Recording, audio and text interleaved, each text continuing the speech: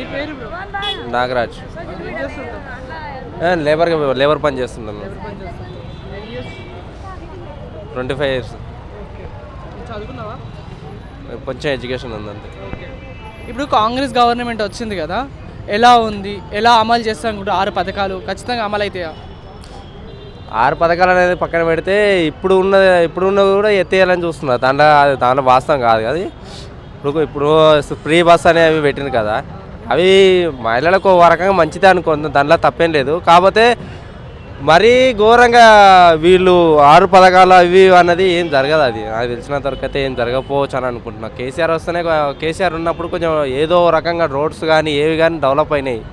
అంటే అంతకుముందు కూడా ఏ గల్లీలో చూసినా చిన్న గల్లీలో చూసినా కానీ రోడ్లు ఏవి లేకుండా, అందులోన టీఆర్ఎస్ ప్రభుత్వం వచ్చినప్పుడే మంచి జరిగినది. అంటే ఇప్పుడు వీళ్ళు ఏం చేస్తారా ఇప్పుడు మనం ఇంకా చూడలేదు కాబట్టి మనం ఏం చేస్తారని మనకు తెలియదు. కానీ మా ఉద్దేశపరంగా అయితే మేము చూసిన ప్రభుత్వం అయితే టీఆర్ఎస్ ఉండే, అది మంచి జరిగింది. అది ఎందుకంటే చాలా వరకు ఎంతవరకు అంటే కరెంట్ కానీ ఏ విషయంలోనైనా సరే టీఆర్ఎస్ ప్రభుత్వమే నెంబర్ 1 ఉన్నది. ఇప్పుడు అవన్నీ ఇప్పుడు కేసీఆర్ వచ్చి ఇవన్నీ చేయాలి, ఇవి చేస్తా అంటేనే వీళ్ళందరూ ఇట్లా మాకు కొత్త పథకాలు కొత్త అని సృష్టించి వీళ్ళు చెప్పారు తప్ప ఆయన చేయకపోయింటే కానీ వీళ్ళు ఎందుకు వస్తుండే, అసలు వీళ్ళకి ఆలోచనలే లేకపోతుండే.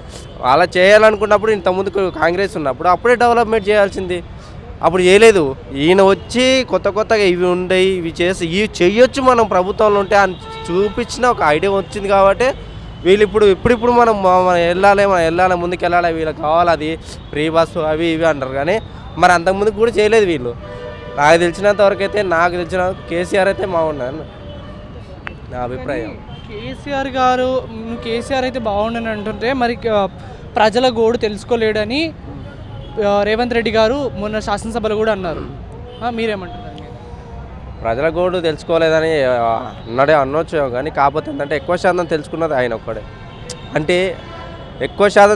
ఆయన ఒక్కడే. కానీ కొంతమందికి ఏదైనా లక్ష్మికి అది గృహలక్ష్మి అన్నిటికన్నీ రైతు బంధు అన్నీ మొదలుపెట్టింది ఆయన కాబట్టి ఆయన చేసినంత వరకు అయితే రైతులు వాళ్ళందరూ కూడా సంతోషంగా ఉంటారు. వీళ్ళు అనవసరంగా బ్లేమ్ లేపడం తప్ప ఏం లేదు. అది అంతే.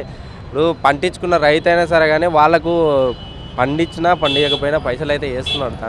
దానిలో తప్పేం లేదు. కానీ వాళ్ళు విమర్శించినంత మాత్రాన అది ఆయన తప్పు అనేది ఏమి ఉండదు కదా.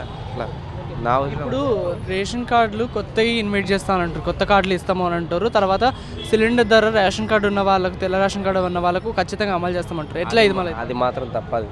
ఎందుకంటే ఇప్పుడు ఒకటి చెప్తున్నానంటారా, కొంతమందికి ఏరేది ఉండొచ్చు, ఇంకో రేషన్ కార్డు ఉన్న వాళ్ళకి 500కి ఇస్తా అనేది అది తప్పు. కొంతమందికి ఉండొచ్చు, కొంతమంది ఉండకపోవచ్చు. మీరు నిజంగా ప్రభుత్వం అనేది మెయింటైన్ కరెక్ట్ చేస్తాయంటే వీళ్ళు రోడ్డు మీద ఎంతోమంది అనుకుంటున్నారు ఏదో చేస్తున్నారు, మొత్తం గలీజ్గా అదేంటి మొత్తం ఉండరు. వాళ్ళకి ఏదైనా సహాయపడండి, ఏదైనా చేయండి. వాళ్ళకు తిండి తిట్టుపని లేకుండా చాలామంది అనుకుంటున్నారు ఇక్కడ. ఇప్పుడు వీళ్ళకు ఉన్నోళ్ళకి ఇప్పుడు మీరు చెప్పినట్లు మహిళలకు బ్రష్ ఫ్రీ అని పెట్టిండ్రు. దేనికోసం? అసలు అనవసరం అది. ఇప్పుడు పోతున్నారు వీళ్ళ ఆటోలకు, వీళ్ళకైనా సరే వాళ్ళకు బతుకుదేరు వాళ్ళకు కూడా కావాలి కదా. రూమ్ రెంట్ అయినా సరే, ఒకటి ఫైనాన్స్లో అనుకుంటారు, వాళ్ళకైనా సరే చాలా ఇబ్బంది పడతారు. రోడ్ల మీద గురించి పట్టించుకోరు ఎవరు. గాంధీ హాస్పిటల్కి వెళ్ళి చూడండి ఒక మాట, మీరు ఎవరు అన్నం తెస్తారా, ఎవరు వాళ్ళు కొంతమంది ఇట్లా మెట్రో కింద మొత్తం అనుకుంటారు. అంటే ఎవరు తెస్తారా, ఎవరు ఇంత ముద్ద పెడతారా అని చూసుకుంటారు. అలాంటి వాళ్ళ కోసం చూడండి, ఈడ వచ్చి ఫ్రీ బస్సులు పెట్టి ఉంచి బతకం తప్ప ఏం లేదు, అక్కడ ప్రయోజనం ఏం లేదు. లేడీస్కి ఉచితంగా పెట్టినాం, అది పెట్టినాం అని కాదు పరిస్థితి. మేము ఉన్నాం కదా, మాకేం రాలేదు. అంటే మేము టీఆర్ఎస్ ప్రభుత్వానికి అప్పుడు నుంచి మాకేం రాలేదు, డబల్ ఇండ్లు రాలేదు, మాకేంట్లో ఏం లేదు. ఒక రేకులు ఇల్లు తప్ప ఊళ్ళో అయినా సరే డబుల్ బెడ్రూమ్ మా గ్రామంలో ఉన్నాయి, కానీ మాకేం రాలేదు. కాకపోతే ఏంటంటే మేము ఎందుకు సపోర్ట్ చేస్తున్నాం తెలుసా, ఆయన చేసినంత వరకు మంచిగా చేసిండు అంతే. అంతకు మించి నేను కాంగ్రెస్ పదవి వెక్కితేరే కాదు.